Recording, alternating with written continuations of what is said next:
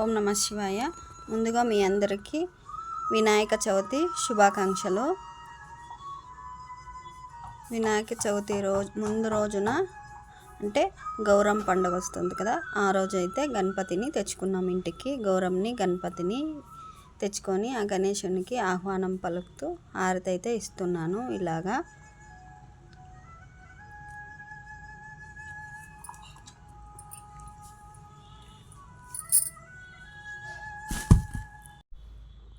అలా విఘ్నేశ్వరుడు మా ఇంటికి వస్తుంటే ఇంకా మా ఆనందాలకైతే హద్దులు లేవన్నమాట. అంత బాగా అనిపించింది ఆ వినాయకుడు మా ఇంటికి వచ్చినందుకు. శివ పార్వతుల తనయుడు ఆ విఘ్నేశ్వరుడు. ఆ విఘ్నేశ్వరునికి అయితే మేము ఇలా అలంకరించాము. మండపాన్ని అయితే ఇలా అలంకరించుకున్నాము. ఆ తర్వాత దేవుని మందిరం అయితే ఇలా అలంకరించాను. ఇక మా వారైతే ఇంకా ఆ స్వామిని ఆహ్వానించడానికి ఇలా అన్నీ రెడీ చేస్తున్నారు.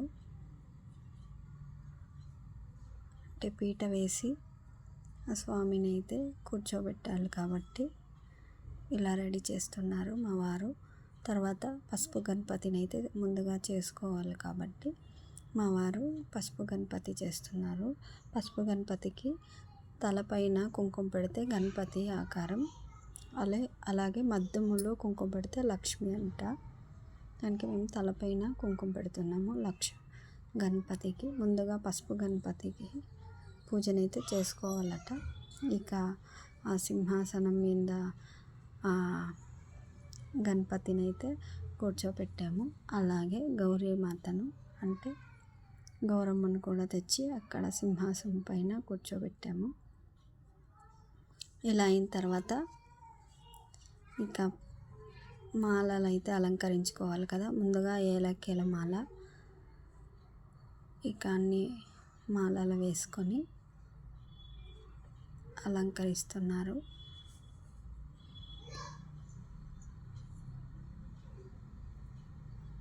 తర్వాత ఇలా అయితే పూజ అయితే ముగిసింది.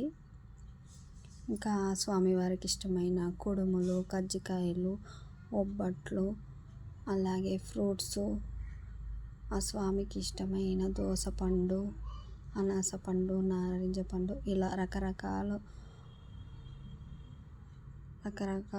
ఫ్లవర్స్తో రకరకాల ఫ్రూట్స్తో అయితే నైవేద్యం పెట్టామన్నమాట. నైవేద్యానికి వచ్చి టీపన్నము, అలాగే చిత్రాన్నం చేశాను. ఇలా అయితే స్వామివారికి పూజ అయితే చేశారు. మా వారు మా పిల్లలు చేశారనమాట. ఈరోజు ఇంట్లో మగవారు పూజ చేస్తే మనకి చాలా ఫలితం అనేది ఉంటుందన్నమాట. అందుకోసమే మా ఆయనతో పూజ చేయించాను నేను ఈరోజు. మా ఆయనే పూజ అంతా చేశారు. మా ఆయనకు పూజ చేసే విధానము అంటే మా ఆయన పూజ చాలా బాగా చేస్తారనమాట. మా ఆయనకు వీడియో తీస్తే నచ్చదు, అందుకే నేను మా ఆయన్ని వీడియో తీయలేదు. అలాగే మా బాబాయ్ అయితే ఆ గౌరమ్మకి దిష్టి తగులుతుందని చిన్న బుగ్గ చుక్క పెట్టారు. ఆ బుగ్గ చుక్క పెట్టగానే ఇంకా గౌరమ్మ మగం అయితే వెలిగిపోయింది. అంత బాగా అనిపించింది.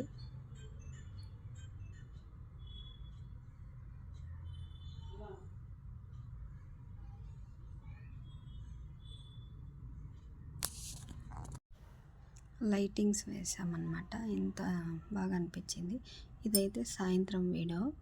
సాయంత్రం ఇంకా నిమజ్జనం చేయడానికి వెళ్ళాలి కాబట్టి ఇంకా ఇద్దరు పట్టుకొని పూజ చేసి ముగిసిన తర్వాత ఒకసారి మా బాబాయ్ అయితే అల్లాడిచ్చాడు. ఆ తర్వాత మా ఆయన వచ్చి కదిపి నా చేతికైతే ఇస్తున్నాడు. ఇలా ఇద్దరు పట్టుకొని జై బోలో మహారాజ్కి అనుకుంటూ ఇక బయలుదేరాము. మా పెద్ద బాబు అయితే ఇంకా డ్యాన్సులు స్టెప్పులతో గణేశునికి ఆహ్వానం అయితే పలుకుతున్నాడు. ఇక్కడ బొట్టు పెట్టలేదని బొట్టు పెట్టించుకుంటున్నాడు. అలాగే కొన్ని ఇంకా గణేశుడు మా ఇంటి నుండి బయలుదేరుతుంటే ఎంత బాధ అవుతుందో కొన్ని ఫొటోస్ కూడా తీసుకున్నాము. తర్వాత బయట అయితే ఇద్దరికి హారతి ఇచ్చి అంటే సూర్యుని అంటే దిష్టి కాయ కొట్టాలి కదా, ఆ కాయ కొట్టాలన్నమాట.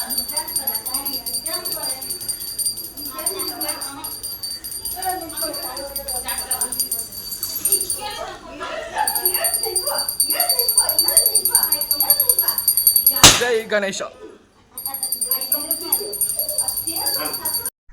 ఆటోలో వెళ్తుంటే మా బాబుని చూడండి, గణేషుని నిమజ్జనం చేయడానికి వెళ్తుంటే వాడిని బాధ చూడలేకపోయాను నేను, అంత బాధపడుతున్నాడు. గణపతి అంటే వానికి చాలా ఇష్టం, దానికి వాడే పూజ చేశాడు.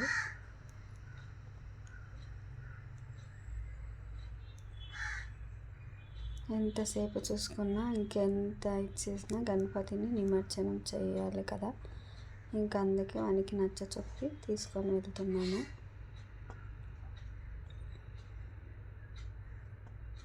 చాలా బాధపడ్డాడు వాడు. ఇంత బాగా పూజ చేసుకొని గణపతిని మన దగ్గర ఉంచుకుందామమ్మా అన్నాడు. చిట్టి గణపయ్య చూడండి ఎంత అందంగా ఉన్నాడో కదా. మాకైతే మనసే రాలేదు, ఇంకేం చేసేది, నిమజ్జనం అనేది తప్పనిసరి కదా.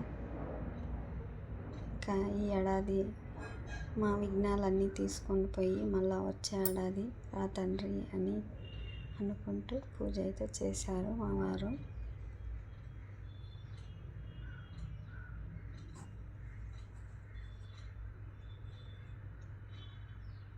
జై బోలో మహారాజ్కి, జై బోలో గణేష్ మహారాజ్కి జై అని అనుకుంటూ ఇంకా పూజ అయితే ఎలా ముగిసింది. హారతి అయితే అక్కడున్న ఒక చిన్న రాయి తీసుకొని హారతి అయితే ఇచ్చారు.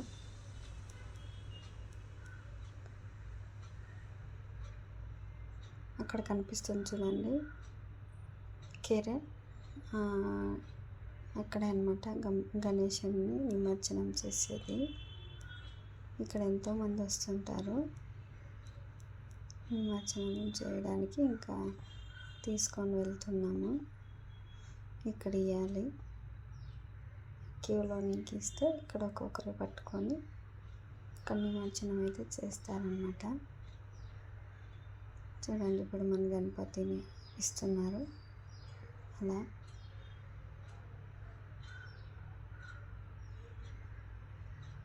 తర్వాత ఇంకా బయటకు వచ్చి ప్రసాదాలు అయితే పంచేసాము అందరికీ. మా అమ్మ అక్కడ ప్రసాదాలు అయితే పంచుతుంది. పులిహోర చేశాను ప్రసాదము. మరి మీ ఇంట్లో గణపతి